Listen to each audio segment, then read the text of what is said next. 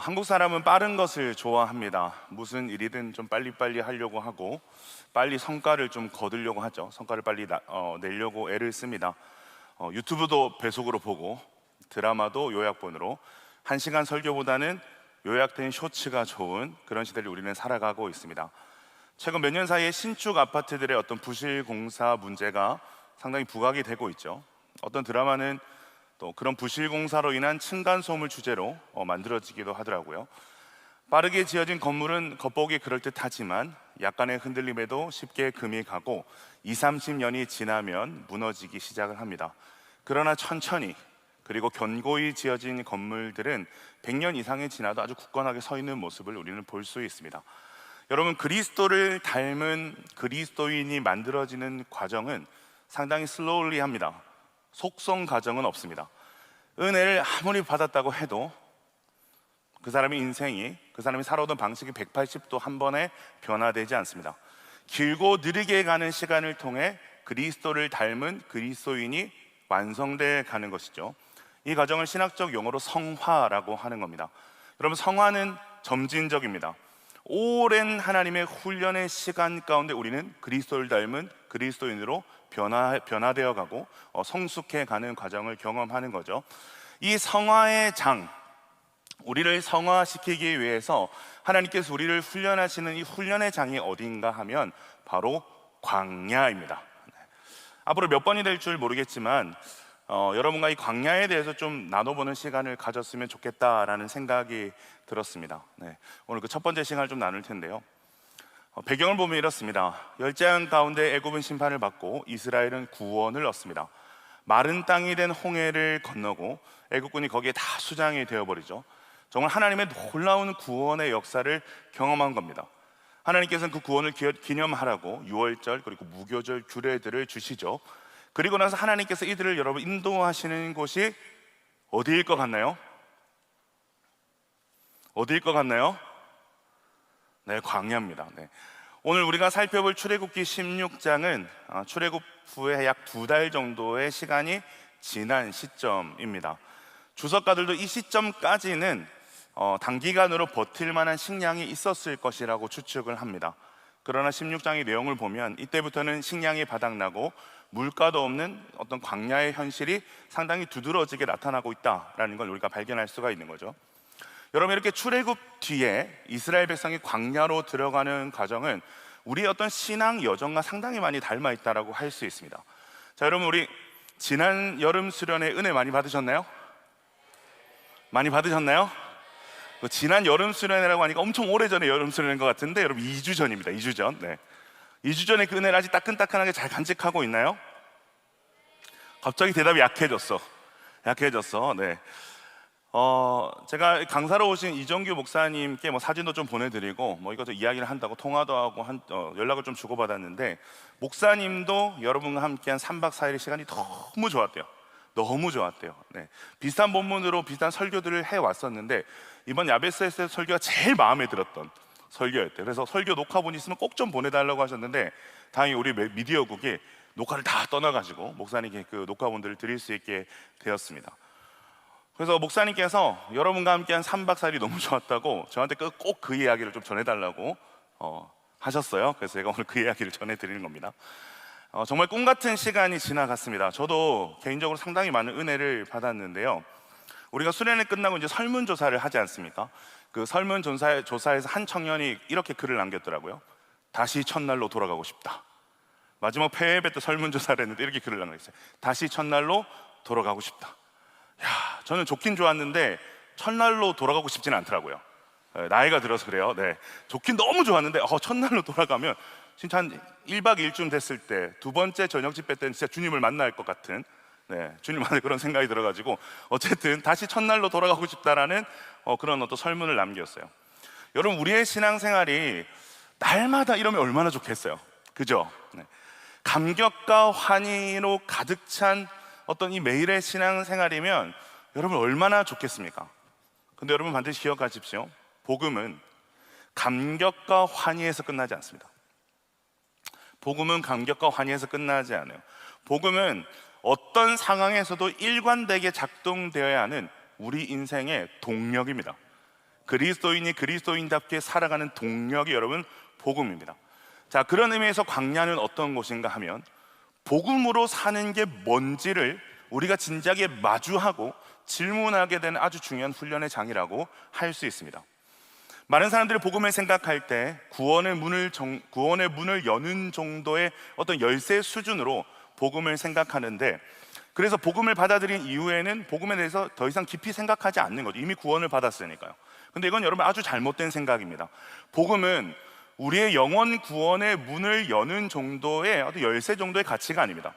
복음은 우리의 영혼뿐만이 아니라 우리의 전인격을 구원하는 하나님의 능력인 줄 믿습니다. 우리가 마주하는 모든 질문에 답이 되는 것이 복음인 줄 믿습니다. 그것을 어디서 경험하는가? 광야에서 경험을 하는 거예요. 여호와께서 이스라엘 백성을 출애굽시켰습니다. 이 고대 근동 시대에도 이 블레셋 길이라는 아주 좋은 길이 있었어요. 이 길은 애굽에서 가나안까지 걸어서 5일 안쪽으로 갈 수 있는 아주 좋은 길입니다. 가장 편한 지름길이라고 볼 수 있죠. 그런데 하나님께서는 이스라엘 백성들이 그 길로 가기를 원하지 않으셨어요. 하나님은 이스라엘 백성을 광야로 인도하셔서 광야의 길로 둘러서 가게 하십니다. 여러분, 여기서 광야의 중요한 특징을 하나 볼 수 있는데, 광야는 하나님께서 인도하셔서 보내시는 곳이라는 겁니다. 이게 광야의 중요한 특징이에요. 출애굽기 13장 18절을 보면 그러므로 하나님이 홍해의 광야길로 돌려 백성을 인도하시매 라고 되어 있습니다.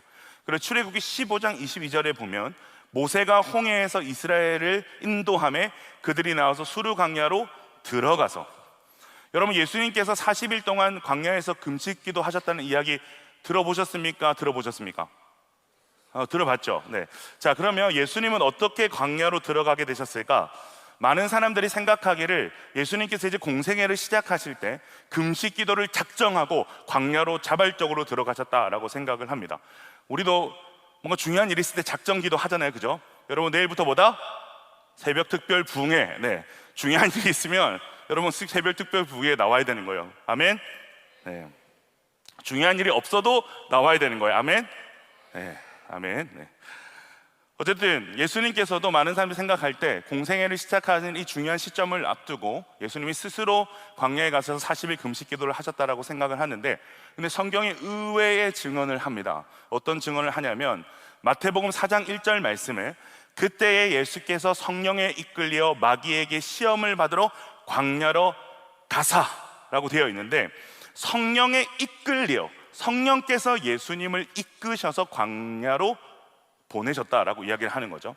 자, 근데 이 똑같은 이야기를 마가복음에서 뭐라고 이야기를 하고 있을까?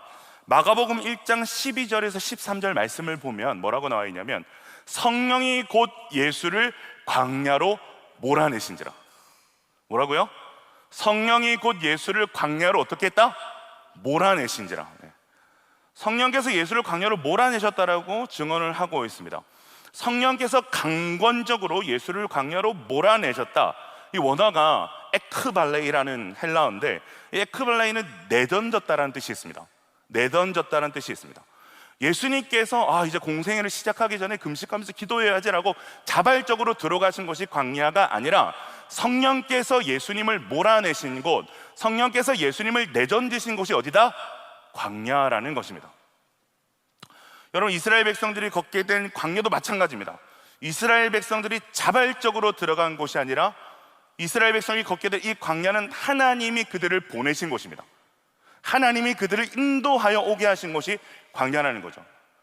저는 여러분 이것이 얼마나 큰 위로가 되는지 모르겠어요. 여러분의 인생에도 광야 같은 시간이 있을 거라고 생각을 합니다. 다 각자의 광야가 있을 거예요. 지나온 사람도 있을 거고, 지금 그 광야를 마주하고 있는 사람도 있을 거고, 앞으로 그 광야가 기다리고 있는 사람도 있을 겁니다. 그런데 하나님께서 이 광야로 우리를 인도하셨다는 말이 저는 큰 위로가 되더라고요. 어떤 측면에서의 위로냐? 우리의 인생에 어쩌면 다시는 마주하고 싶지도 않고 걷고 싶지도 않은 그 모든 순간들이 결코 버려지거나 허망한 시간이 아니라는 것입니다. 광야에는 우연이 없다는 거예요, 여러분. 홀로 우리가 광야에 내던져지거나 내버려진 곳이 여러분 광야가 아니라는 겁니다. 하나님께서 우리를 인도하신 곳이 여러분 광야라는 사실입니다. 우리가 주님 안에서 광야를 지나고 있다면 그 광야의 시간도 하나님이 인도하시고 하나님께서 주장하고 계신다는 것, 즉 그곳에서도 하나님의 계획이 있고 하나님의 목적이 있는 곳이 여러분 광야라는 사실입니다. 저도 광야를 많이 지났어요. 제가 여러분들에게 제 인생의 광야를 너무 많이 이야기해서 이름을 좀 바꿔야겠다 생각을 했어요. 김배 광야. 어쨌든 제 인생의 광야 가운데서도 하나님은 계셨고, 그래서 저는 여러분들에게 확신하면서 이야기할 수 있는 거예요. 광야는 여러분 축복입니다. 김배 광야 목사님이 얘기하니까 믿으셔도 됩니다. 광야는 축복입니다. 자, 그렇다면 왜 하나님께서 우리를 광야를 인도하시는가가 중요하겠죠. 첫 번째로, 우리는 무엇으로 사는가에 대한 답을 주시기 위해서 하나님은 우리를 광야로 인도하십니다. 다시 한번 말씀드릴게요. 우리는 무엇으로 사는가에 대한 답을 주시기 위해서 하나님은 우리를 광야로 인도하십니다. 좀 옛날 말이긴 한데, 익숙함에 속아 소중한 것을 잃지 말자, 이런 말이 있습니다. 네, 마치 구호처럼 익숙한 것에 속아 소중한 것을 잃지 말자, 막 이런 구호 같은 게 있어요. 일상이나 관계에서 익숙해진 것들에 가려서 소중한 가치를 잊고 살아가는 태도를 우리는 경계할 수 있어야 된다라는 말입니다. 여러분들에게 젊음은 익숙합니다. 이 젊음이 근데 영원할 것 같지만 여러분의 이 젊음은 영원하지 않습니다. 궁금하면 목자님들한테 물어보시면 돼요. 네. 자, 여러분에게 부모님의 존재는 익숙할 것입니다. 대부분의 우리 청년들이 이 부모님의 존재는 익숙할 것입니다. 함께하는 이 가족, 그리고 함께하는 부모님들의 존재는 익숙할 겁니다. 그러나 여러분의 부모님은 언젠가 여러분의 곁을 떠날 것입니다. 여러분도 언젠가 야베스를 떠날 것이고, 여기 있는 저도 언젠가 야베스를 떠날 것입니다. 올 연말이 되면 다른 분이 여기서 설교하고 계실 수도 있습니다. 우린 너무 바보 같아서 익숙하다는 이유로 그 모든 것들이 당연하다라고 생각을 합니다. 그런데 그것들이 하나 둘씩 사라져 갈 때 비로소 그것의 진짜 가치를 우리가 제대로 깨닫게 되는 거죠. 여러분, 광야는 그런 곳이에요. 무심코 지나간 어떤 본질에 대한 질문을 던질 수 있는 곳이 광야입니다. 어쩌면 우리 인생에 해야 될 가장 중요한 질문이고 가장 먼저 찾아야 될 답에 대한 어떤 문제인데, 무심코 지나쳐버린 것에 대해서 우리가 진지하게 질문하고 답을 찾아갈 수 있는 곳이 여러분 광야라는 거죠. 특별히 신앙의 영역에서 광야는 우리에게 정말 중요한 질문을 던지게 하는 장소라고 할 수 있습니다. 우리는 무엇으로 사는 사람들인가? 그리스도인이란 무엇으로 사는 사람들인가? 이것에 대한 질문을 던질 수 있는 곳이 광야라는 거죠. 홍해를 건너고 애국군이 수장된 것을 본 이스라엘은 감격과 환희에 젖었습니다. 그 환희의 노래가 15장에 기록되어 있거든요. 바로 전장입니다. 그렇게 아름다운 노래로 하나님을 찬양하던 이스라엘 백성의 이야기, 그게 15장에 가득 차 있는데, 그런데 바로 다음 장인 16장에서의 이스라엘 백성의 모습을 좀 보세요. 우리 3절 말씀 같이 한번 읽어볼까요? 3절입니다. 출애굽기 16장 3절 말씀 같이 한번 읽겠습니다. 시작. 이스라엘 자손이 그들에게 이르되 우리가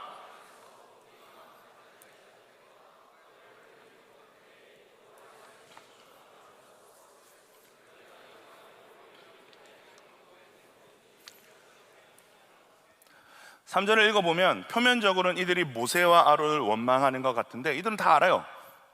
모세와 아론은 하나님께 쓰임받는 도구에 불과하다라는 것을 이들 다 알고 있습니다. 자, 그렇다면 지금 이들은 누구를 원망하고 있는 겁니까? 하나님을 원망하는 겁니다. 어떻게 원망하고 있죠? 하나님이 우리를 죽이려 한다, 하나님 우리를 여기서 굶어 죽이려 한다 라고 이야기를 하고 있는 겁니다. 내가 애굽에서는 고생을 좀 했지만, 비록 애굽에서 내가 좀 종이긴 했지만 거기서 내가 배는 불렀다는 거예요. 먹을 것에 대한 걱정은 없었다는 거예요. 근데 이런 나를 광야로 불러내서 굶어 죽게 한다라는 겁니다. 그러면서 이들이 무슨 생각을 하고 있는 거예요? 하나님은 생각보다 좋은 분이 아닐 수 있겠구나. 하나님은 가만 보니까 나를 사랑하지 않는 것 같아. 하나님은 나를 고통하게 하시는 것을 즐기시나 봐. 나를 죽이려고 하시는가 봐. 지금 이 이야기를 하고 있는 거거든요. 여러분들 이거 어디서 많이 하던 원망 아니에요? 저도 이런 원망 많이 했거든요. 아무리 은혜 받아도 광야가 찾아오면 저는 볼멘 소리를 하나님 앞에 할 때가 있어요. 불과 얼마 전에 수련회를 받았는데 수련회에서 얼마 전에 은혜를 받았는데, 수련회가 고작 2주 전인데 그 아버지의 사랑에 감격하면서 구원의 하나님, 구원의 은혜를 우리가 뜨겁게 노래했는데, 일상에 돌아와서 마주하게 되는 불편함이나 내 마음대로 내 뜻대로 되지 않는 일이나 어려움을 딱 이렇게 맞닥뜨리면, 그렇게 뜨겁게 하나님을 찬양했던 입술로 하나님을 금세 원망하고 의심하는 게 여러분 우리의 모습 아닙니까? 바로 전장으로 가서 우리 15장 13절 한번 찾아서 읽어봅시다. 바로 전장으로 가서 15장 13절입니다. 같이 한번 읽습니다. 시작. 주의 인자하심으로 주께서 구속하신 백성을 인도하시되 주의 힘으로 그들을 주의 거룩한 처소에 들어가게 하시나이다. 야, 홍해를 건너고 나서요, 구원의 어떤 경험을 하고 나니까 이들이 얼마나 멋있게 하나님을 찬양하는지 모르겠어요.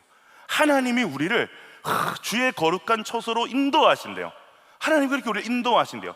그런데 바로 16장에 와서 우리를 죽이려고 하나님이 광야로 인도하셨다라고 고백을 하고 있는 겁니다. 광야가 사실 좀 낮은 너무 덥고 저녁은 너무 추운 곳이잖아요. 너무 막 덥고 추워서 살짝 애들이 맛이 갔나 싶을 정도로 약간 오락가락하고 있는 거예요. 그런데 여러분, 이거 우리 얘기 아닙니까? 우리가 이렇게 마태에 간 사람처럼 어제 은혜 받았는데, 아니 방금 전에 은혜를 받아놓고 금세 불평하고 원망하고 있는 사람들은 아닙니까? 그래서 이런 유명한 말이 있잖아요. 교회에서 가장 은혜가 넘치는 곳은 주차장이라고. 받은 은혜를 주차장에 다 버리고 온대요. 네. 자, 그렇다면 왜 우리에게 이런 일이 일어나는 것일까? 좀 받은 은혜를 간직하고 좀 매일매일 그 은혜를 누리면서 살아가고 싶은데 왜 우리는 금세 이렇게 돌변하는 것일까? 제가 예전에 우줄라 마르크의 왕의 아이라는 기독교 동화를 읽은 적이 있어요. 내용이 이렇습니다. 이 톰이라는 주인공이 있는데, 톰은 도둑의 아들입니다. 그는 자신이 누구인지도 모르고 늘 죄책감과 두려움 속에 살아가는 그런 아이입니다. 그런데 어느 날 실수로 다락에 갇히게 되고 그대로 그 다락에서 잠이 들게 돼요. 그렇게 자다 깼는데 눈앞에 말도 안 되는 광경이 펼쳐진 겁니다. 눈앞에는 웅장한 성이 보이고 그 앞에 아주 인자하게 생긴 어른 남자가 있는 거예요. 그 어른은 다름이 아니라 그 나라의 왕이었습니다. 놀랍게도 왕은 너 어쩌다 이 다락방에 갇혀있니? 너 도둑질했니? 이렇게 꾸짖지 않고 그 톰에게 내 아들아 라고 부르면서 그 톰을 따뜻하게 맞아줍니다. 여러분, 왕이 내 아들이라고 불렀으면 톰은 이제부터 누구의 아들이 되는 거예요? 왕의 아들이 되는 겁니다. 톰의 신분이 완전히 달라진 거죠. 그는 더 이상 도둑의 자식이 아닌 왕의 아이, 곧 왕자가 된 겁니다. 자, 근데 문제가 있어요. 왕의 아이가 됐는데 톰은 여전히 이전의 습성과 생각에서 벗어나지 못하고 있다는 겁니다. 말하는 것도, 밥 먹는 것도, 옷 입는 것도, 이 모든 것들을 왕실의 법도에 따르는 것에 상당한 불편함을 톰이 느낀다는 거죠. 왕이 아빠가 됐어요. 이제 아빠가 이 나라의 왕이래요. 근데 여전히 톰은 두려워하고 불안해하는 모습을 보여주고 있습니다. 여러분 생각해 보십시오. 왕의 아이가 됐어요. 엄청난 신분의 변화를 경험한 거 아닙니까? 부족한 게 없어요. 이전의 삶보다 훨씬 더 좋은 삶의 방식을 취하면서 살 수 있게 됐습니다. 그런데 여전히 톰은 어떤 사람처럼 사는 거예요? 도둑의 아들처럼 사는 거예요. 그게 몸에 맞는 거예요. 그게 아직 익숙한 거죠. 여러분, 지금 이스라엘 백성의 모습이 딱 그런 겁니다. 주의 인자하심으로 구속하신 백성을 인도하시는도다라고 자신을 구속하시고 구원하신 하나님을 찬양했습니다. 말 그대로 이제는 더 이상 우리는 애굽의 종이 아니라는 겁니다. 여호와의 백성으로 구속되었다라는 겁니다. 그런데 이들에게 여전히 벗어버리지 못한 옛사람이 남아있는 거죠. 구원의 하나님을 고백해 놓고도 여전히 애굽의 종으로 살던 그 삶의 방식이 익숙한 거예요. 여러분, 이게 뭡니까? 사람은 무엇으로 사는가에 대한 패러다임의 전환이 아직 일어나지 못하고 있는 것을 우리가 볼 수 있는 것입니다. 그래서 이들을 이끌어간 것이 어디다? 광야다. 여러분, 광야는 사람이 스스로 살아갈 수 없는 공간입니다. 물도 없고 양식도 없고 그 어떤 삶의 기반도 존재하지 않는 곳이 광야입니다. 바로 그 자리에서 하나님이 우리를 훈련시키신다는 것이죠. 어떻게 훈련하시는가 보면 오늘 본문은 만나를 경험하게 하시는 이야기를 보여주고 있습니다. 4절을 보면 그때 여호와께서 모세에게 이르시되 보라, 내가 너희를 위하여 하늘에서 양식을 비같이 내리리니 백성이 나가서 일용할 것들을 날마다 거둘 것이라. 이같이 하여 그들이 내 율법을 준행하나 아니하나 내가 시험하리라. 여기 시험이라는 단어를 좀 동그라미 쳐보세요. 이 시험이란 단어는 사실 훈련이라는 의미를 가지는 단어입니다. 하나님께서 지금 이스라엘을 훈련하신다는 거예요. 어떤 사람으로 훈련을 하시냐? 율법을 지키느냐 지키지 않느냐, 즉 율법을 지키는 사람으로 이스라엘 백성을 훈련하신다는 겁니다. 여러분들, 이 말이 바리새인들처럼 율법만 잘 지키는 사람으로 하나님이 훈련시키시기를 원하신다는 말씀이 아닙니다. 이 말씀은 지금 이스라엘 백성들에게 패러다임의 전환을 하나님께서 훈련시키신다라는 말입니다. 어떤 전환일까요? 마태복음 4장 4절에 보면 예수님이 이런 유명한 말씀을 하나 남기시죠. 제가 한번 읽어드릴게요. 예수께서 대답하여 이르시되 기록되었을 때 사람이 떡으로만 살 것이 아니요 하나님의 입으로부터 나오는 모든 말씀으로 살 것이라 하였느니라 하시니, 이제까지 떡으로만 살던 사람이 어떤 사람으로의 전환이 이루어지는 겁니까? 하나님의 입으로부터 나오는 말씀으로 사는 사람으로의 전환이 일어나는 겁니다. 여기서 떡이 의미하는 바는 안정과 성공을 위해 세상이 추구하는 모든 것들을 말합니다. 반드시 이게 있어야 돼, 반드시 이것을 가져야 돼, 반드시 이렇게 돼야만 해 라고 말하는 모든 것이 떡이라고 할 수 있습니다. 그런데 광야를 통해서 뭘 배워가는 거예요? 아, 우리는 떡으로 사는 사람들이 아니구나, 하나님의 말씀으로 사는 사람들이구나, 이렇게 살아지는구나 라는 것을 광야에서 우리가 배우게 된다는 겁니다. 자, 그렇다면 만나는 뭐죠? 만나는 사방이 막힌 광야에서 경험하는 하늘에서 내려오는 양식입니다. 하늘에서 내려오는 양식입니다. 모든 상식과 경험을 초월하는 방식으로 당신의 백성에게 차려주시는 은혜의 식탁이 광야입니다. 듣도 보도 못한, 도무지 상상하고도 가늠할 수 없는 방법으로 차려주신 하나님의 어떤 은혜의 식탁이 만나입니다. 그래서 이 만나의 이름도 딱 이런 의미가 있어요. 여러분, 만나라는 이 단어의 뜻을 아세요? 이 만나의 뜻이 딱 이렇습니다. 이게 만나가 맞나? 거짓말인 것 같죠? 이게 만나가 맞나? 네. 거짓말 아니에요. 여기서 만나의 만은 뭐? 이런 뜻이 있습니다. 이게 뭐지? 라는 뜻이 있습니다. 그래서 사람들이 이 만나를 보면서 이게 뭐지? 라고 이야기를 하는 거예요. 모세를 통해 하나님께서 만나를 내려주시겠는데 만나를 보니까 한 번도 본 적이 없으네. 이게 만나가 맞나? 라고 하는 거예요. 그래서 만나가 된 거예요. 네. 이 만나를 먹으면서 이스라엘 백성이 깨닫는 겁니다. 한 번도 내 인생을 살아오면서 경험해보지도 상상해 본 적도 없는 방법으로 나를 먹이시는 하나님, 나를 채워주시는 하나님, 나를 살려주시는 하나님. 떡이 있어야 살 줄 알았는데, 떡이 있어야 살 줄 알았는데 떡이 없는데 하나님께서 만나를 내려주시는 거예요. 그때 무슨 고백을 할 수 있겠습니까? 내 인생의 모든 주권이 하나님께 있구나, 하나님만 있으면 되는구나, 반대로 이 광야에서는 하나님 없이는 살 수 없구나. 네. 이것을 경험하게 되는 거죠. 사랑하는 여러분, 왜 우리가 이것을 깨달아야 될까요? 그분 없이 살 수 없는 절박한 자각이 왜 우리에게 필요할까요? 여러분, 하나님 없이 살 수 없다는 절박한 자각이 하나님과의 참된 관계를 시작하게 하기 때문입니다. 그 자각이 우리 가운데 있어야 되는 거예요. 많은 사람들이 신앙이 수많은 옵션 중 하나라고 생각을 합니다. 힘들 때만 꺼내 쓰는 약간 비상약처럼 신앙을 생각을 해요. 그런데 광야가 그 모든 우리의 어떤 오해를 걷어내는 거죠. 우리는 하나님 없이 단 하루도 살아낼 수 없다는 것을 광야를 통해서 알게 하시는 거죠. 광야에서 하나님은 막연한 신이 아니라 구체적이고 실제적인 이스라엘의 아버지가 되시는 거죠. 제가 예전에 야베스에서 한 형제가 이런 고민이 있다는 걸 들었어요. 자기는 살면서 큰 어려움도 없고 그냥 무난하게 잘 살아왔대요. 별 부족함도 없이. 좀 이런 말이 조심스럽긴 하지만 그 형제의 말입니다. 이런 말이 조심스럽지만 고난의 시간을 통해 하나님을 진하게 만난 지체들의 어떤 그 이야기들, 그 간증이 너무너무 부럽다는 거예요. 하나님, 왜 저는 인생을 이렇게 평탄하게 살게 하셔서 왜 이런 하나님과의 어떤 진한 만남이 없게 하십니까? 이 간증이, 특별한 간증이 없게 하십니까? 한편으로 보면 좀 짜증나는 말일 수 있어요. 그죠? 좀 배가 불렀다라고 생각할 수 있는데, 한편으로 보면 충분히 그 친구의 말이 이해가 되는 여러분 그런 고백입니다. 근데 최근 이 형제의 가정 상황이 어려워졌어요. 아버지 사업이 부도가 나고 새벽부터 아르바이트를 해야만 학비와 생활비를 충당할 수 있는 상황이 온 거죠.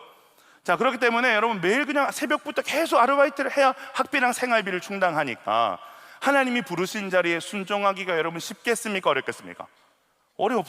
어렵죠.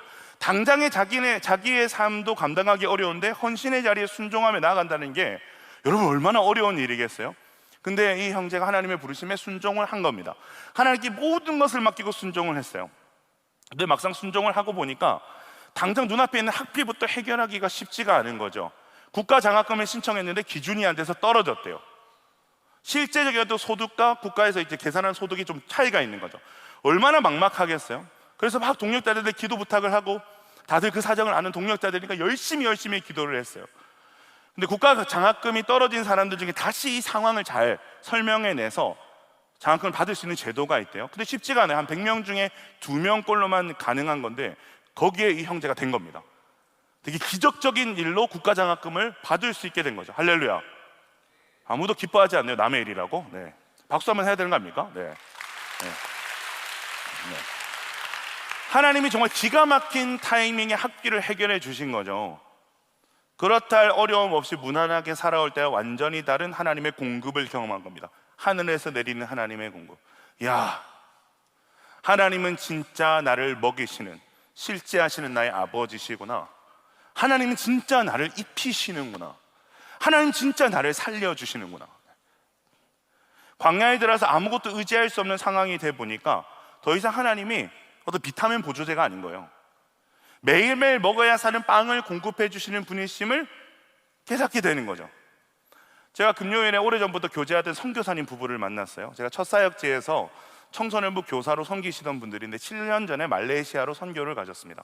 주로 하시는 사역이 무슬림 사역, 무슬림 중에서도 난민 청소년 사역, 유학생 청소년 사역을 하세요. 계속 다른 선교사님들하고도 서브 사역을 하다가 7년째 되는 올해 라이트하우스 말레이시아라는 센터를 세우시게 됩니다. 센터 건물을 보니까 엄청 건물이 크더라고요. 말레이시아가 생각보다 그렇게 건물이 싸지 않습니다. 네. 선교사님이 무슨 돈이 있겠어요? 건물도 구해야 되고 렌트비도 내야 되고, 그래서 계속 그냥 기도만 했대요. 하나님 왜 저에게 이런 마음을 주십니까? 저에게 돈도 없고 아무것도 없는데 왜 이런 마음을 주십니까? 하나님이 하실 겁니까?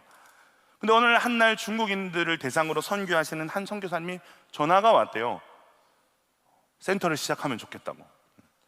이번에 이상하리만큼 후원이 너무 넘치게 들어와서 지금 하려고 하는 이 라이트하우스의 1년 렌트비를 우리가 전부 다 후원할 수 있게 됐다고. 그래서 본격적으로 센터가 시작이 되었습니다. 여러분, 선교지가 어떤 곳이죠? 하나님의 강권적인 인도함을 받은 광야가 저는 선교지라고 생각을 합니다. 선교사님들이 거기 가서 뭘 의지할 수 있겠습니까? 가족이 있습니까? 돈이 있습니까? 인맥이 있습니까? 아무것도 할 수 없는 그곳에서 하나님밖에 의지할 수가 없는 거죠. 그곳에서 사람은 무엇으로 사는가에 대한 패러다임의 변화가 일어나게 되는 겁니다. 아, 우리는 떡으로 사는 게 아니구나, 우리는 하나님으로 사는구나라는 걸 알게 되는 거죠. 여러분, 그것이 광야입니다. 하나님이 광야로 당신의 백성을 인도하셔서 그것을 알게 하시는 거죠. 나중에 함께 찬양으로 고백할 텐데, 이 광야를 지나며라는 이 찬양의 가사를 보면 주님만 내 도움이 되시고, 주님만 내 빛이 되시는, 주님만 내 친구 되시는 곳, 주님 손 놓고는 단 하루도 살 수 없는 곳, 그곳이 어디라고요? 광야라고 고백을 하고 있습니다. 이 놀라운 패러다임의 전환이 광야에서 일어나는 거죠. 자, 그렇다면 하나님께서 우리를 광야로 인도하시는 두 번째 이유는 뭘까요? 두 번째 이유는 바로 순종의 훈련 때문에 그렇습니다. 순종의 훈련입니다. 여러분, 만나가 가진 아주 독특한 부분이 있습니다. 하나님의 공급을 누리기 위해서는 순종이 반드시 필요하다라는 겁니다. 우리 다시 한번 4절 말씀을 같이 한번 읽어볼까요? 4절입니다. 16장 4절 시작. 그때 여호와께서 모세에게 이르시되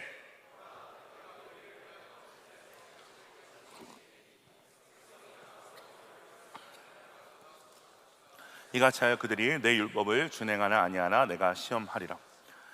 하나님은 만나를 내리시고 백성은 일용할 것을 날마다 거둬야만 했습니다.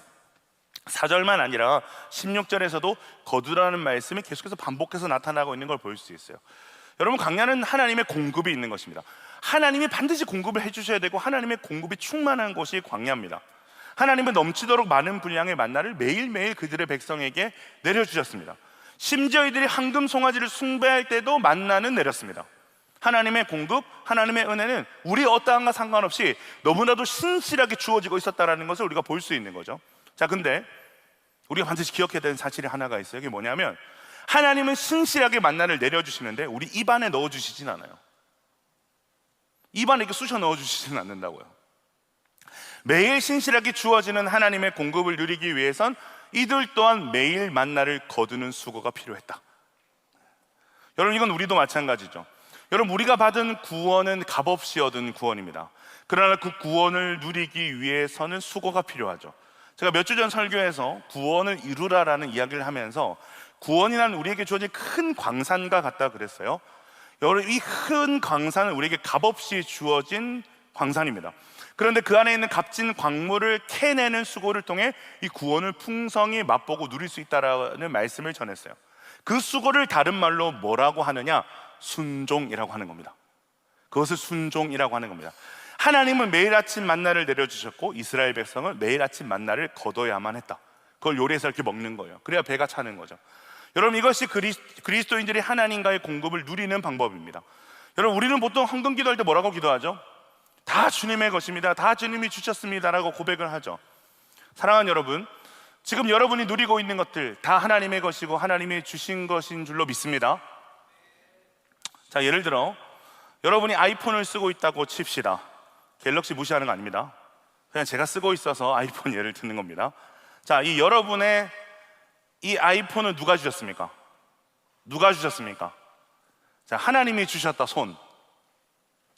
내 아이폰은 하나님이 주셨다. 손. 믿음이 없네. 자, 내 아이폰 하나님이 주셨다. 자, 그럼 다시 다른 질문을 할게요. 아니다, 내가 돈 벌어서 산 거다. 이 아이폰은 내가 돈 벌어서 산 거다. 뭔데? 그 중간지대에 있는 애들 무슨 답을 갖고 있는 거야? 엄마가 돈 벌어서 샀다. 아빠가 돈 벌어서 사줬다. 이런 거구나. 오케이. 네. 제가 정답을 좀 말씀드릴게요. 하나님이 주신 겁니다. 하나님 주신 게 맞습니다. 그런데 하나님이 주신 것, 이 하나님의 공급을 누리는 방법이 뭐라는 거예요? 일을 해서 돈을 버는 겁니다. 돈을 벌어서 사는 거죠. 하나님이 아이폰을 하늘에서 떨어뜨려 주시진 않습니다. 부모님이 돈을 벌든 여러분이 돈을 벌든 일을 해서 얻어지는 거죠. 여러분, 그리스도의 성화도 마찬가지예요. 구원받은 우리 안에 어느 날 막 이런 마음들이 찾아오는 거죠. 더 이상 내가 이전과 같은 삶을 살기가 싫어. 더 이상 죄를 짓고 싶지 않고 거룩히 해지고 싶다라는 어떤 충동이 찾아오는 거죠. 사실 이런 마음으로부터 성화가 시작되는 거거든요. 자, 근데 여러분, 마음만 먹으면 성화가 됩니까? 마음만 먹으면 성화가 되나요? 그렇지 않죠. 하나님은 순종을 통해서 우리를 성화시키십니다. 말씀을 듣게 하시고 우리의 의지로 순종하게 하시는 방식으로 여러분 성화를 이루십니다. 우리가 말씀을 듣고 우리의 의지로 순종하게 하시는 방식으로 여러분을 성화시키십니다. 성장하게 하십니다. 성숙하게 하십니다.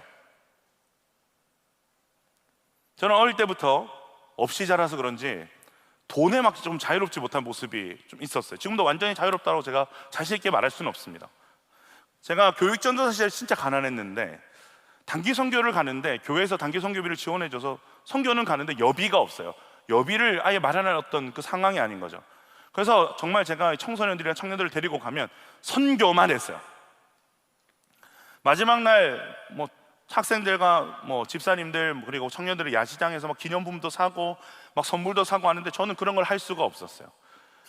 그래도 선교니까 그래도 교육자가 모범을 보여야지 하면서 정신승리 하면서 아쉬운 마음을 달랬습니다.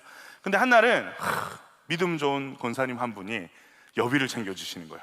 이번 선교 때 전도사님 이거 꼭 전도사님 쓰셨으면 좋겠다고 심지어 $100를 챙겨주셨습니다. $100를 챙겨주셨어요. 이거 다른 데 쓰지 말고 저 쓰고 싶은 데 쓰라고 몇 번이나 강조해서 저에게 그 $100를 주셨거든요. 와, 얼마나 좋은지.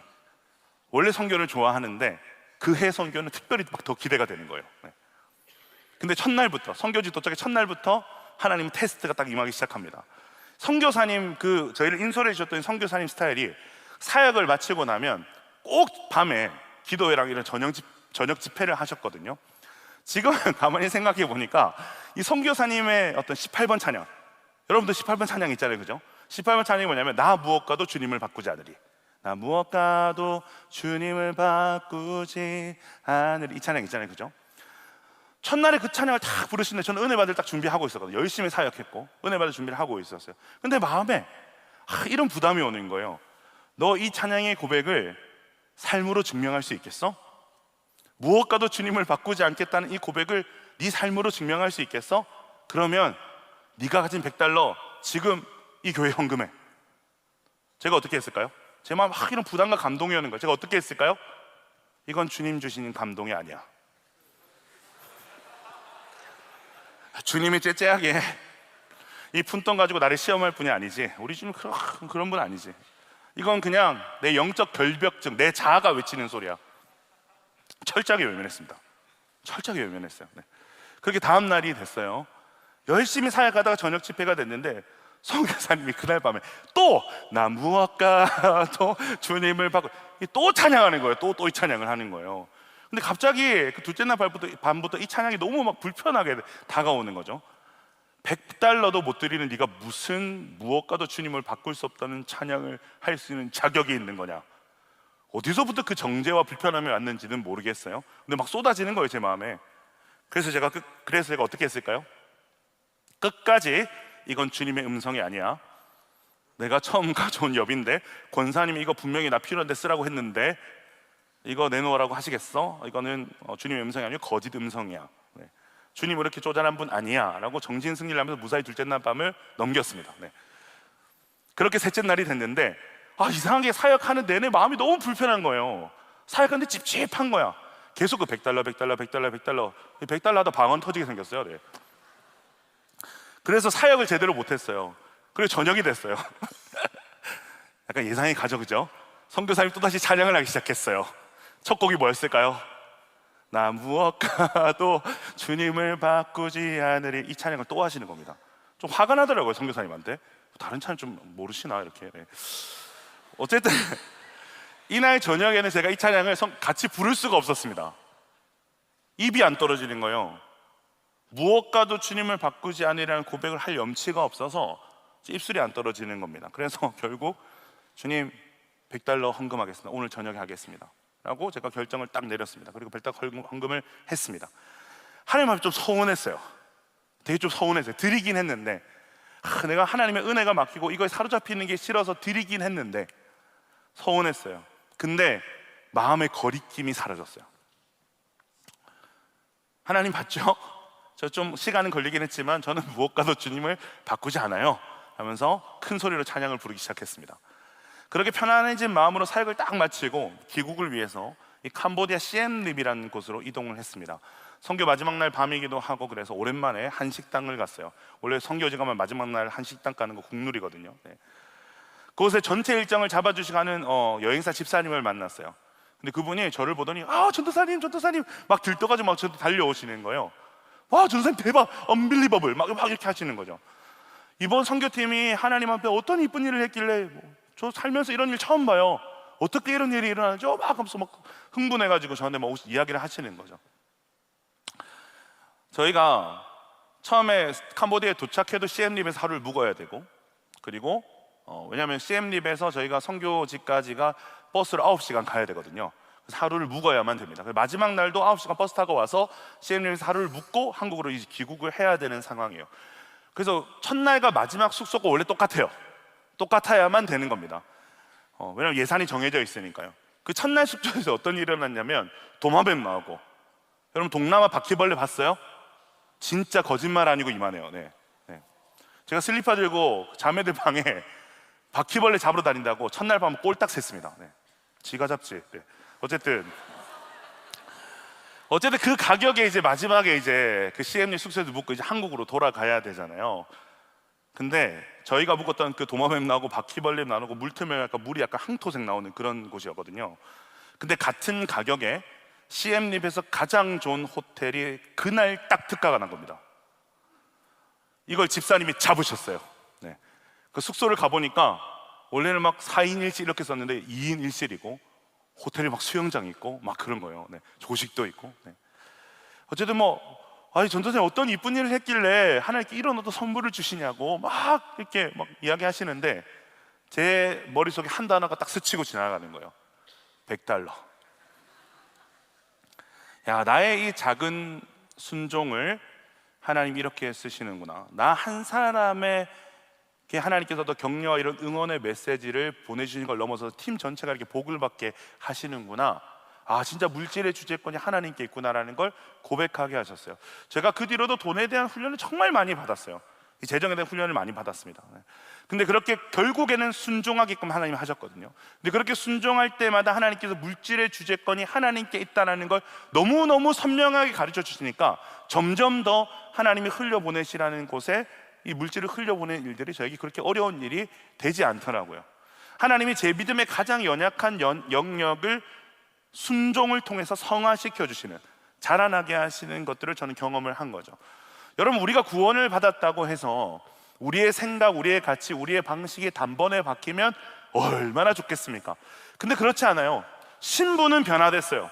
우리가 이제 죄의 종로를 타던 그런 어떤 하나님과 원수된 신분에서 하나님의 자녀로 우리의 신분은 변화됐어요. 신분은 변화됐는데 우리는 여전히 옛사람의 모습을 가지고 있다, 이 말입니다. 잘 안 바뀌어요. 근데 우리 안에 찾아온 성령으로 말미암아 이제는 그렇게 살지 말아야지라는 의지가 생겨나고 하나님 말씀에 좀 순종해 봐야겠다라는 어떤 내 안에 어떤 거룩한 충동들이 일어나기 시작하는 거죠. 하나님이 기뻐하시지 않는 걸 더 이상 하지 않을 의지와 용기가 내 안에 생겨나기 시작하는 거죠. 하나님이 기뻐하시는 것을 기꺼이 할 의지와 용기가 생겨나기 시작하는 거죠.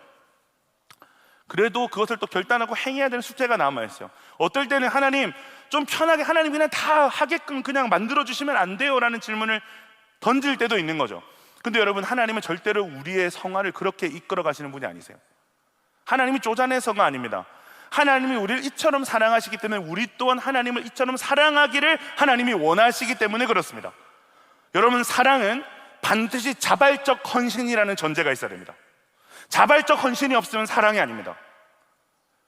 그래서 우리에게 의지를 주시고 그 의지에 순종하는 일대로 변화된 신분에 맞게 변화된 모습으로 살아갈 모습을 갖추게 하시는 일들을 하나님이 행하시는 겁니다. 사랑하는 여러분, 반드시 기억하십시오. 하나님은 매일 우리를 공급하십니다. 만나가 매일 내린 것처럼 하나님은 매일 우리를 공급하세요. 그러나 그 공급을 누리는 방법이 있다는 거예요. 하나님이 내리지 않아서 여러분이 공급을 누리지 못하는 게 아니라는 말이에요. 하나님은 매일 여러분을 공급하십니다. 그런데 그 공급을 누리는 방법이 뭐라는 거예요? 순종이라는 겁니다. 어제 한 목자에게 이런 얘기를 들었어요. 마을원 중에 자기 삶에는 광야도 없고 딱히 부족하거나 간절히 원하는 것도 없어서 광야를 지나가는 사람들에서 간절하거나 뜨겁기가 어렵다는 거예요. 막 이렇게 하나님이 전부입니다를 고백하는 그 고백에 동의하기가 어렵대요. 이런 애들 어떻게 해줘야 되냐고 목자가 이제 고민을 털어놓는 거죠. 무슨 말을 해줘야 되냐고 목자가 물어봤어요. 근데 옆에 있던 딱 간사님이 한마디 했어요. 세상에서 말씀대로 한번 살아보라 그러지. 학교에서 큐티하고 복음도 전해보라 그러지. 세상에 절대로 그 사람 가만 안 놔둘 거라고. 여러분, 광야는 두 종류가 있습니다. 하나님의 강권적인 인도하심으로 떠밀려가는 광야가 있고요, 자발적으로 들어가는 광야가 있어요. 이 자발적 광야가 바로 무엇이냐면 순종의 광야입니다. 삶에 특별한 고난이 닥치지 않아도 내가 자발적으로 들어가는 광야가 여러분 순종의 광야입니다. 하나님은 자발적 광야를 통해서 우리를 성화시키십니다. 우리를 거룩하게 하시고 정결하게 하시며 떡으로가 아닌 하나님의 말씀으로 사라진다는 것을 똑똑하게 보여주십니다. 다 내려놓은 것 같아도 우리의 두 손에 더 많은 체험을 경험하게 하십니다. 내 모든 일상에 하나님의 임재가 있다는 걸 확인하게 하십니다. 만나가 여기에도 내리고 있었구나라는 걸 발견하게 하십니다. 내 모든 걸음에 하나님이 동행하셨음을 보게 하십니다. 내 모든 순간에 하나님의 은혜가 있었음을 깨닫게 하십니다. 매일의 만나는 언제 어디서나 내리고 있음을 우리는 순종의 광야에서 경험하게 되는 것입니다. 마지막으로 하나님이 광야를 걷게 하신 마지막 이유가 있어요.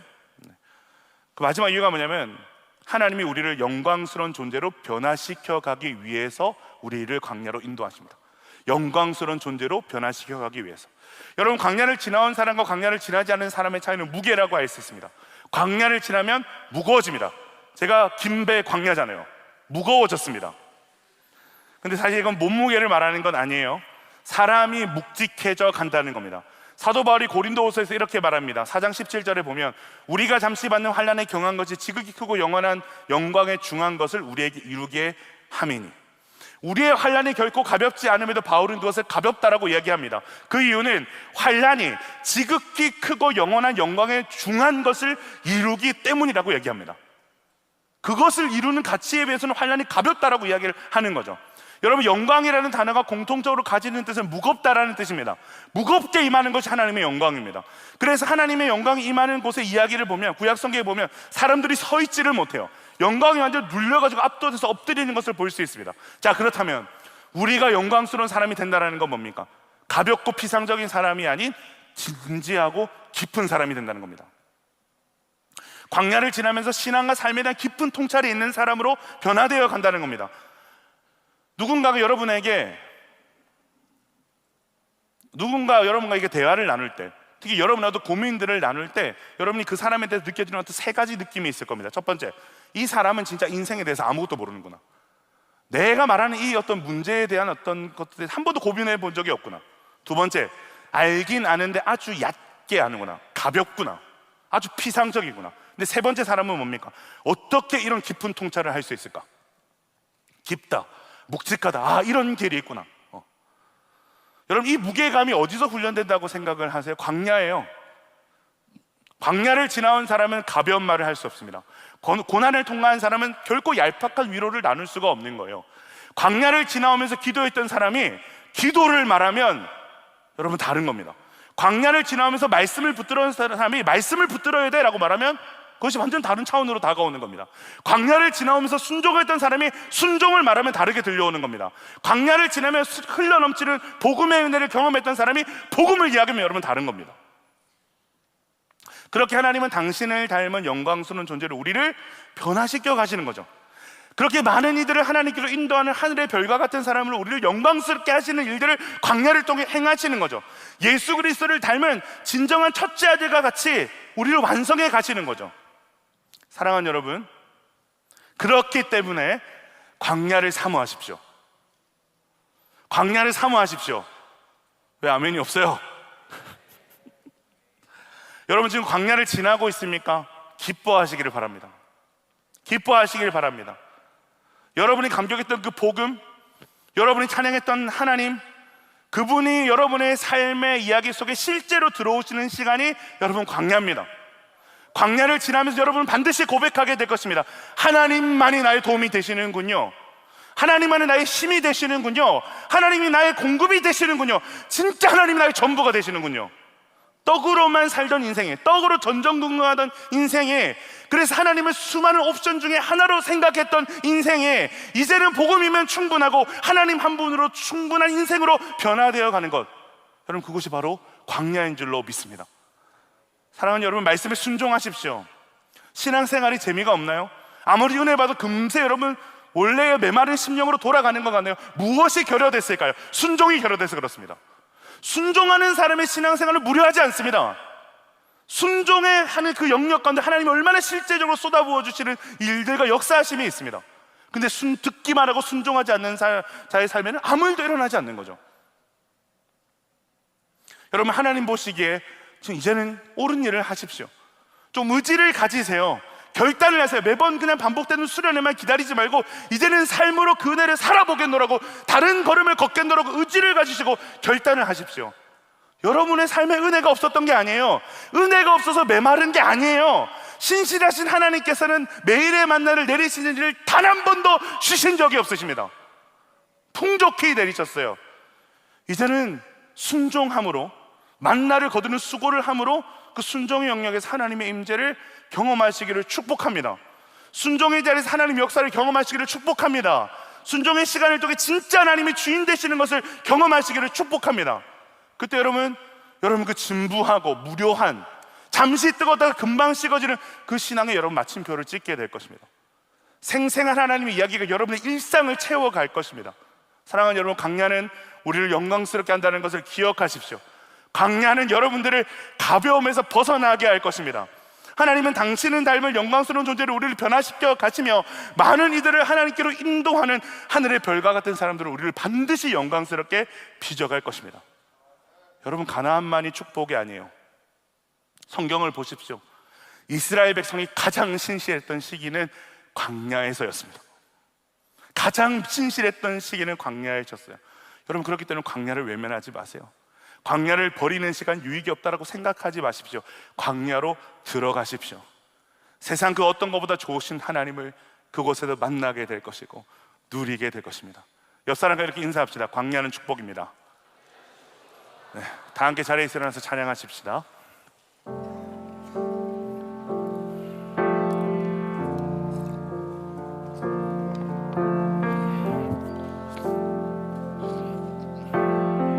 왜 나를 깊은 어둠 속에, 왜 나를 깊은 어둠 속에 홀로 두시는지, 어두운 밤은 왜 그리 길었는지, 나를 고독하게, 나를 낮아지게, 세상 어디도 기댈 곳이 없게 하셨네.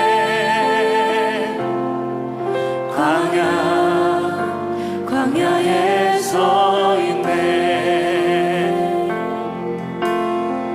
주님만 내 도움이 되시고, 주님만 내 도움이 되시고, 주님만 내 빛이 되시는, 주님만 내 친구 되시는 광야. 주님 손 놓고는 단 하루도 살 수 없는 곳,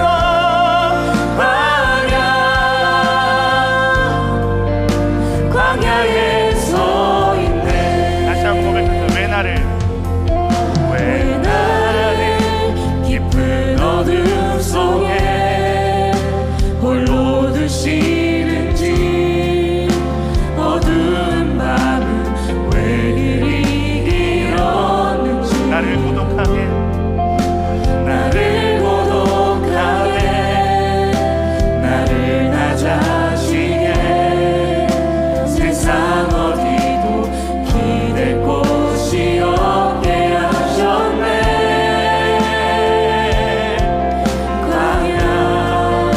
광야에 서 있네. 주님만 내 도움이 되시고, 주님만 내 도움이 되시고, 주님만 내 빛이 되시는, 주님만 내 친구 되시는 광야. 주님 손 놓고는 단 하루도 살 수 없는 곳, 광야.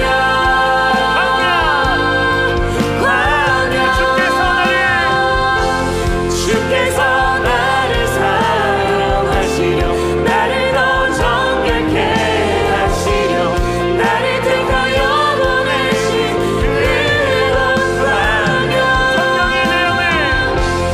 성령이 내 영을 다시 태어나게 하는 곳,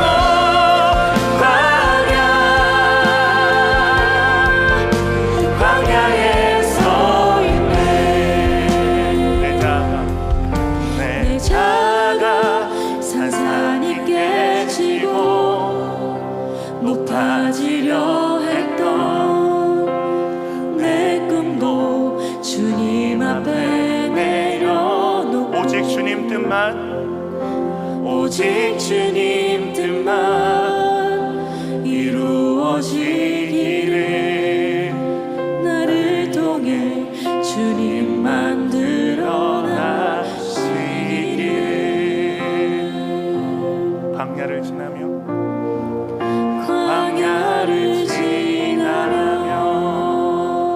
우리 시간에 한번 기도하십시다.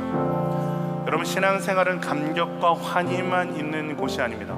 구원에 대한 복음과 어떤 감격과 환희가 있다면 우리가 마주해야 되고 들어가야 될 광야가 있는 거예요. 그 광야를 통해서 우리는 반드시 질문하게 될 것입니다. 우리는 무엇으로 사는가? 우리는 진짜 무엇으로 살아가? 나는 무엇으로 살아왔으며 앞으로 나는 무엇으로 살아가야 되는가? 예전에는 떡으로만 살았던 우리가 하나님의 말씀으로 사는 사람이 되는 곳, 여러분, 그곳이 광야입니다. 예전에는 내 삶의 수많은 옵션 중에 하나가 하나님이셨다면 야, 이제는 저 하나님 아니면 안 되겠어요. 하나님이 필요합니다. 하나님이 내 전부가 되십니다. 하나님 나의 피난처 되시고 도움이 되십니다라는 고백을 올려드릴 수 있는 곳, 그렇게 내 삶의 패러다임이 전환이 일어나는 곳, 여러분 그것이 광야인 줄 믿습니다. 그렇기 때문에 여러분, 광야는 축복이에요. 축복입니다. 우리가 고백했던 찬양처럼, 와, 여러분, 주님이 우리의 도움이 되신대요. 주님이 빛이 되어 주신대요. 와, 주님이 내 삶 가까이 찾아오셔서 친구가 되어 주신대요. 주님이 내 손을 붙잡아 주신대요. 들어만 왔던, 감년적으로 생각했던 하나님, 감정으로만 받아들였던 하나님이 진짜 내 삶의 실제가 되시는 곳, 여러분 그곳만큼 축복의 장소가 어디에 있겠습니까? 우리 시간 기도하며 나아가시겠습니다. 주님, 하나님, 우리의 삶의 광야를 통해서 하나님, 주님이 내 인생의 전부가 되시기를 소망합니다. 아멘. 주님이 옵션이었던 어떤 신앙생활을 이제 끝을 내고, 떡으로만 살면서 하나님을 붙잡았던 인생을 끝을 내고, 이제는 하나님만을 붙들고 하나님만이면 충분합니다라는 인생으로 하나님 변화되어야 되는 역사가 있게 하여 주시옵소서. 아멘. 주님만 도움 삼고 빛으로 삼고 주님과 친구하며 주님 손잡고 걸어가는 인생으로 변화되는 광야의 삶이 되게 하여 주시옵소서. 우리의 지난 달을 이제 다 내려놓게 하시고 하나님만으로 충분하고 하나님만 붙들는 인생으로 변화받게 하여 주시옵소서. 간절히 주님을 믿고 기도하겠습니다.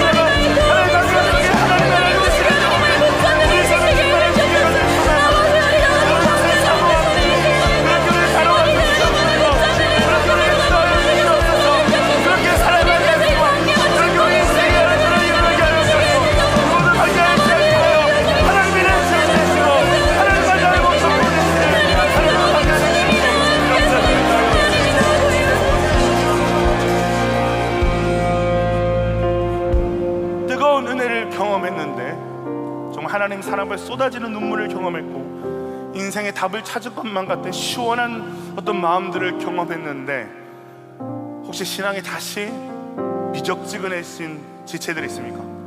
다시 무료해진 지체들이 있나요? 그 다시 또 돌아오는 수련회만을 기대하고, 다시 또 오늘 목사님이 뜨겁게 좀 예배를 인도해 주셨으면 좋겠다라는 그런 기대감으로 나온 분이 있나요? 여러분, 이 고리를 끊어내셔야 돼요. 수련의 신앙 끊어내셔야 됩니다. 집회에서만 하나님 나를 뜨겁게 만지시고 만나주신다라는 집회 중심의 신앙도 여러분 끊어내셔야 돼요. 왜 우리의 신앙이 밋밋할까요? 순종이 없어서 그렇습니다. 왜 신앙이 무료할까요? 순종이 없어서 그래요. 하나님께서 여러분에게 은혜를 여러분의 일상 가운데 주시지 않는 게 아니에요. 오늘 이스라엘 백성들에게 하나님이 언제 만나를 내리시지 않은 적이 있습니까? 매일 만나를 쏟아져 내렸습니다. 넉넉하게 넘치게 쏟아져 내렸습니다. 근데 아무리 만나가 넉넉하게 쏟아져 내려도 순종하여 그 만나를 거두지 않는 사람을 만나를 먹을 수가 없는 거예요. 하나님의 은혜, 여러분 삶 가운데 예비하신, 여러분의 강야 속에 예비하신 하나님의 은혜가 쏟아지고 있는데 하나님 앞에 순종하지 않는 사람은 그 은혜를 누릴 수가 없는 것입니다. 사랑하는 여러분, 이제는 수고를 하셔야 되죠. 이제는 듣기만 하는 신앙을 여러분 멈추시고 끝을 내시기를 바랍니다. 하나님이 여러분에게 말씀하시는 삶의 모습이 무엇입니까? 너 이제 좀 그렇게 살지 않았으면 좋겠다, 이제 너 좀 이렇게 살았으면 좋겠다라고 하나님께서 말씀을 통해 예배를 통해 수없이 여러분에게 결단하게 하시는 것이 무엇입니까? 그 자리가 무엇이고 영역이 무엇입니까? 끊어내야 할 것이 무엇입니까? 취해야 할 것이 무엇입니까? 더 이상 물러서지 마시고 여러분이 결단하고 나아가고 만나를 취하겠다는 그 수고와 순종으로 나아갈 때 하나님이 그곳에 여러분을 찾아오실 것입니다. 아멘. 하나님 그곳에 여러분을 도와주실 것입니다. 아멘. 그렇게 살아도 된다고, 그렇게 나아갈 때 세상이 주는 것보다 훨씬 더 큰 기쁨을 내가 너에게 주겠노라고, 네가 그곳으로도 해결될 수 없다는 갈증을 해결할 것이고 그 허기짐을 해결할 것이라고 하나님께서 약속하고 계십니다. 아멘. 우리 시간 이렇게 기도하며 나갔으면 좋겠습니다. 하나님, 더 이상 이 무료한 신앙 생활을 끝내고 싶습니다. 집회 중심, 수련회 중심의 신앙 생활을 끝내고 싶습니다. 내 삶의 모든 영역에서 하나님의 임재를 경험하고 싶습니다. 아멘. 하나님의 역사를 경험하고 싶습니다. 아멘. 순종하는 신앙 되게 하여 주시옵소서. 순종의 결단으로 나아가게 우리에게 힘과 용기를 더하여 주시옵소서. 간절히 주님을 믿고 기도하겠습니다.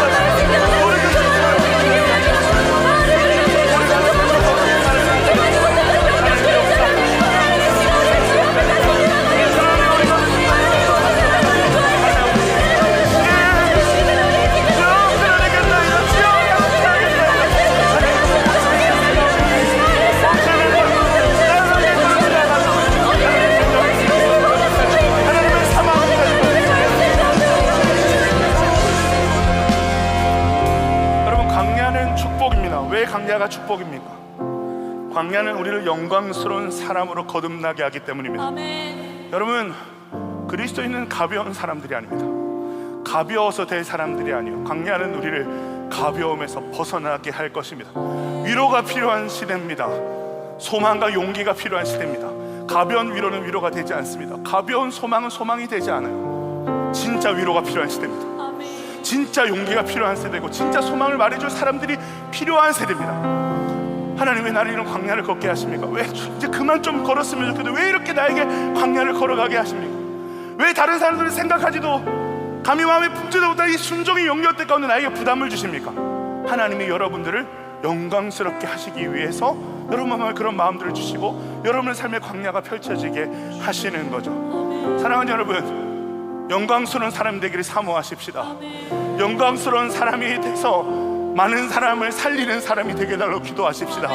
많은 사람을 하나님께로 인도하는 하늘의 별과 같은 사람으로 살게 해달라고 하나님 앞에 기도하십시다. 여러분, 가나안만이 축복이 아닙니다. 광야가 축복이에요. 광야는 하나님이 주시는 것을 먹는 거예요. 광야는 하나님이 하셔야만 우리가 할 수 있는 거예요. 걸어갈 수 있는 거예요. 여러분, 그것만큼 좋은 곳이 어디 있습니까? 하나님이 내 인생 구석구석 전적으로 개입하셔서 나를 하나님의 사람으로 하나님만을 전적으로 의존하게 하시고 하나님의 역사를 생생하게 보여주신 곳이 광야라면, 그리고 광야를 통해서 우리가 영광스러운 사람으로 거듭나고 자라날 수 있다면 여러분, 우리 그곳을 사모해야 되는 거 아니겠습니까? 오늘 시간에 이렇게 기도하며 나가십시다. 하나님, 영광스러운 주님의 자녀가 되게 하여 주시옵소서. 사람 살리는 영광스러운 존재로 살게 하여 주시옵소서. 우리를 가벼움에서 벗어나게 하여 주시옵소서. 많은 사람들을 살리고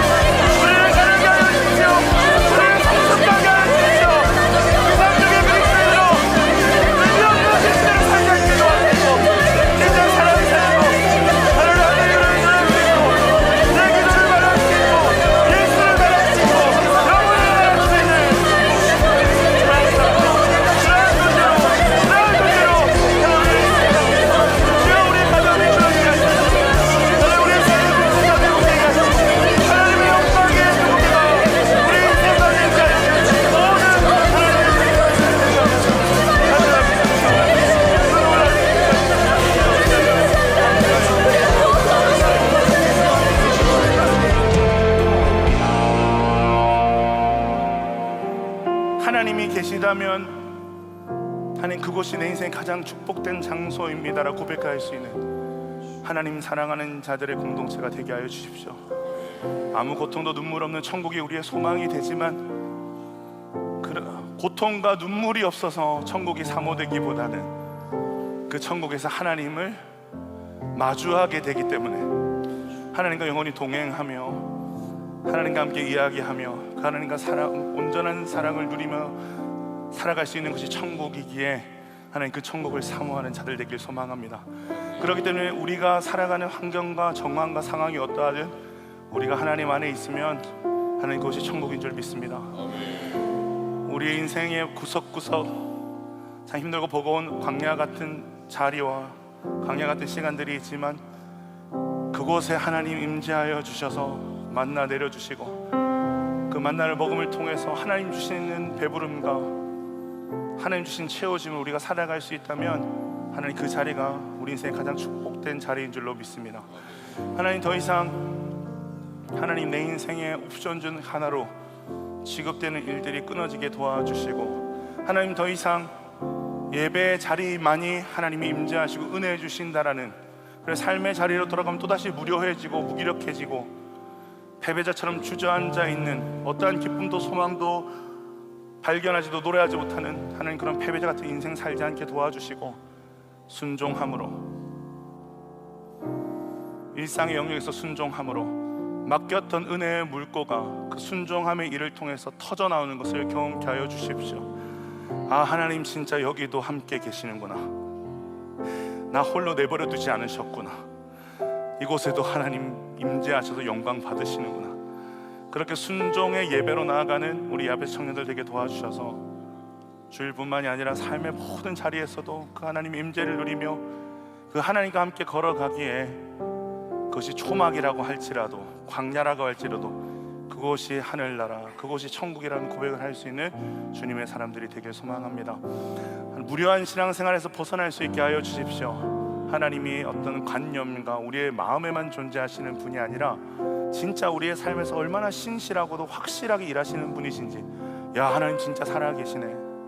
내가 이렇게 순종하며 나아갈 때 하나님 진짜 길을 여시네. 사람이 떡으로만 사는 것이 아니라 진짜 하나님 말씀으로 사는 것이네. 하나 둘씩 삶 속에서 그 보화들을 발견해 나가면서 이제는 그 순종의 걸음이 더 이상 무겁지 않고 하나님을 기대하는 자리가 될 수 있도록 하나님의 삶의 자리를 생생하게 경험하는 우리 사랑하는 청년들 될 수 있기를 간절히 소망합니다. 여기는 한 사람도 빠짐없이 하나님 영광의 사람들이 되길 소망합니다.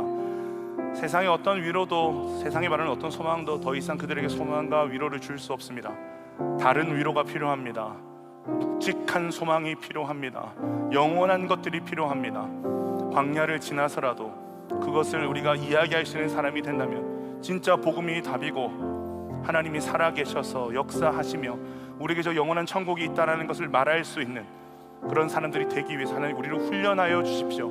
어린아이와 같은 젖먹이 신자로 우리를 내버려 두지 마시고 그리스도의 장성한 분량까지 자라나게 하셔서 많은 사람들을 살리고 많은 사람들을 하나님께 돌아오게 하는 정말 하늘의 별과 같은 사람들로 우리 야베스 청년들 한 사람 한 사람을 사용하여 주시옵소서.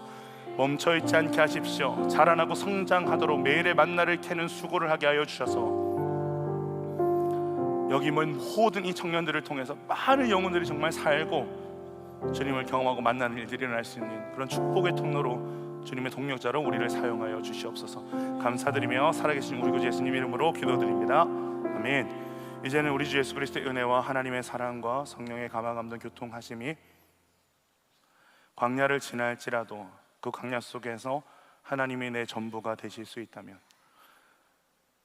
이제는 예배와 어떤 집회뿐만이 아니라 일상에서 하나님을 경험할 수만 있다면 기꺼이 그 광야로 들어가 순종의 삶을 살아감으로 영광의 사람들이 되기를 원하여 고개 숙인 우리 야베스 청년들의 머리 위에와 이 자리에 함께 예배하는 모든 주님의 권속들 머리 위에와 우리 수영역 위에 온 땅의 교회 위에 이제로부터 영원토록 함께 할지어다. 아멘.